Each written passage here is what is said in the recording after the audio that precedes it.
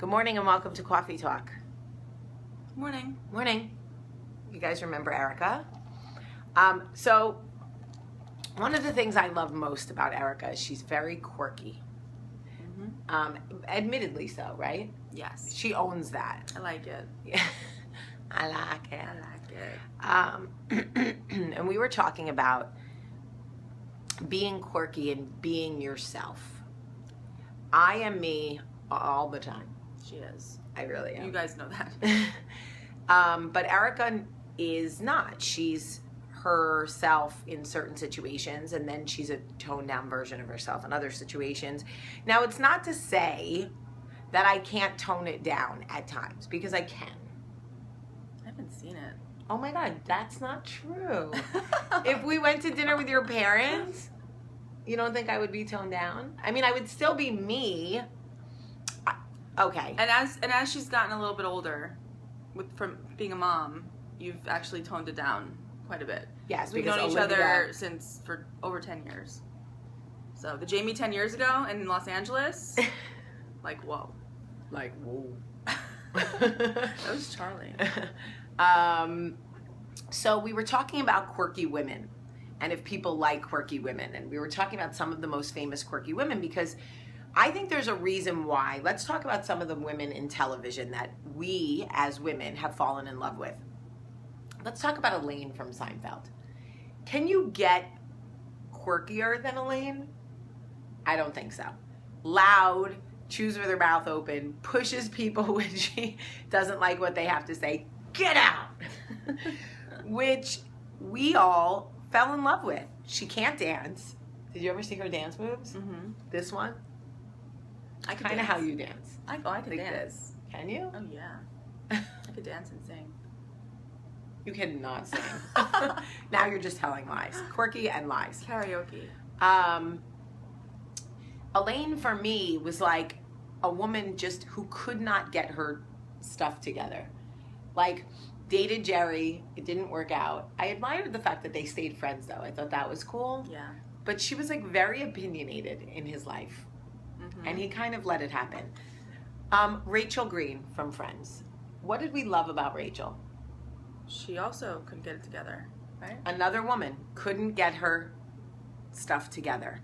Like, always chose the wrong men. Remember when she chose the guy, Russ, who looked just like Russ?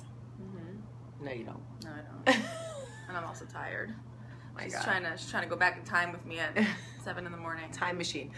But what I think we loved about Rachel Green was she believed in love, right? Mm-hmm. And she looked for it, like many of us, in all the wrong places. And she was like an eternal optimist, where like Monica was more the pessimist, like it's not gonna work. What are we gonna do? All high strung, and Rachel was always like, oh, it'll work itself out. But Monica found love. Yeah, but with Chandler, does that count? It does. Okay. And what about Grace Adler? Honestly, is there anybody who couldn't get their shit together worse than Grace Adler? But we loved her. Why did we love Grace Adler? Tell us. Because she so badly wanted what she believed was the norm. She wanted the life. She wanted the guy, the marriage, the kids, the thing. So much so that she kept setting it up with Will that if she couldn't find it by a certain point, she would just settle. Like, she literally was like, I want it even if I have to settle for it. Mm-hmm. And I just think so many women could relate to her because she had, first of all, the jokes about her boobs never got old. Karen making fun of the fact that Grace never had boobs never got old. I don't know why. Maybe because I always had boobs, or maybe because I just think booby jokes are funny. See? Funny. But and the thing about Grace is she always looked nice. And so did Rachel. Elaine, not so much. But they always looked nice. They just could never, they always sort of looked like they were 2 steps behind. You know, like the ladies who lived in their bags. Me? Kind of. You always look like you're running into a room, showing up late for your own life. I'm here. What I miss? Erica last. That's actually... Yeah, her name's Erica first, but the joke is that she's Erica last. But that's not quirky. That's just... But that's how they all were. Didn't you feel like Grace, Elaine, Erica, Carrie Bradshaw, another one? Great characters have great flaws, just like in life, right? Yes. Tell us about that.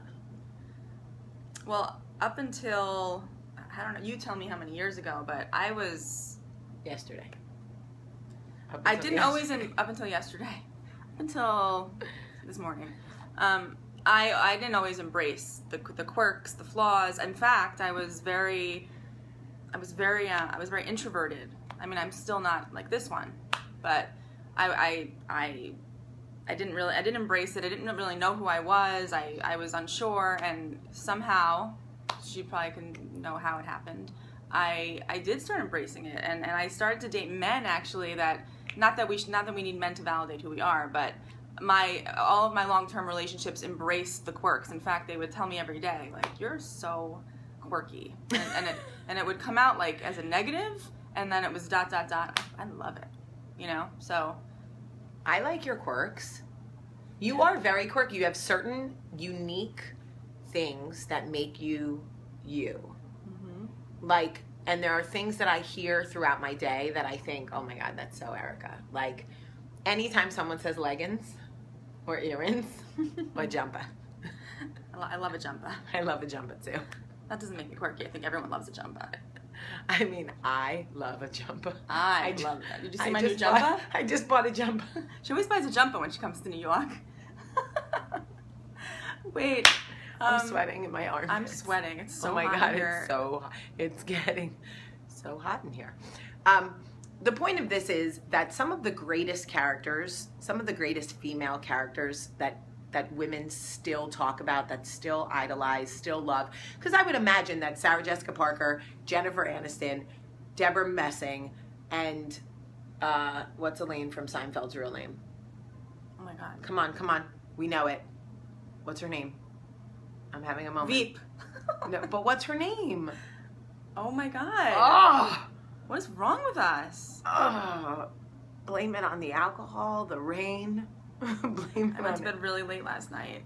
What's her name? She has no name. Oh my God. This is bad. Actress who played Elaine on Seinfeld. Checking my sources. Julia Louis-Dreyfus. That's really bad. I know. That was bad. It's a three-parter. We apologize. So let me start again. Pretend that didn't happen. Julia. Sarah Jessica Parker, Jennifer Aniston, Deborah Messing, and Julia Louis-Dreyfus. All women who, I'm sure in their real lives, have it all together. But really set the tone for women, for us. Even going back to Roseanne. How great was Roseanne on the Roseanne show? I didn't watch it. Oh my God. What? I just watched it sometimes, and I had the same blanket that she had on our couch. No judgment. That ugly quilt. No judgment. My mom, yeah, weird. Still not a Jewish thing, by the way, that quilt? And, well, Roseanne is Jewish. I know, but that house was like... Not Jewish. Not Jewish. That was not a Jewish house. I had that quilt. There was a lot of freedom in that house. There was no guilt. Those kids were allowed to come and go as they please. Not my house. Oh, that's funny. Oh my God, that is funny. I don't know what happened. This became some sort of show. It's quirky. It's very quirky. But these women set characters for us where we actually fell in love with these characters because of their flaws, because of how quirky they were, because of how different, because many times they couldn't get their shit together. And nobody really wants to watch someone with a perfect life, right? So, I mean, you know, we all like I like the underdog in life too. I mean, the girl that has it all together. It's like, who wants that? Who do we know anyone who has it all together? Some people pretend to have it all together, and that's why you don't like it, because it's not authentic. People that have it all together don't really have it all together. Right. Agreed. Because somewhere right now, the woman you think has it all together has cramps or is sweating under her bra. I'm sure you have friends in or is Alabama 5 that pounds look overweight. perfect, that have the perfect house, that New York, there's a lot of imperfection, but where she lives, it's all beautiful. It's all glass houses. Yep. With high glass ceilings. And the truth is, my point of doing this is the women we love most, even Marilyn Monroe, okay? Like, Marilyn Monroe was flawed. She had a really difficult childhood. She believed in love with men who were never really going to love her back. She suffered from depression and insomnia. But she was also a trailblazer. She also fought for equality. She also said, I'm a size 12 and I can't be anything else.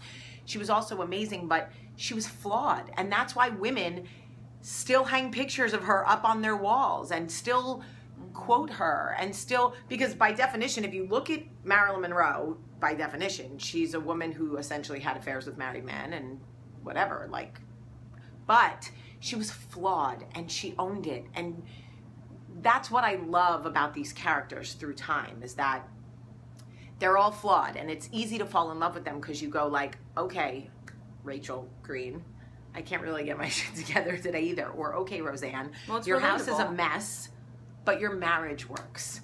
And I love that about you. Okay, Grace, maybe you don't have boobs, but you know what?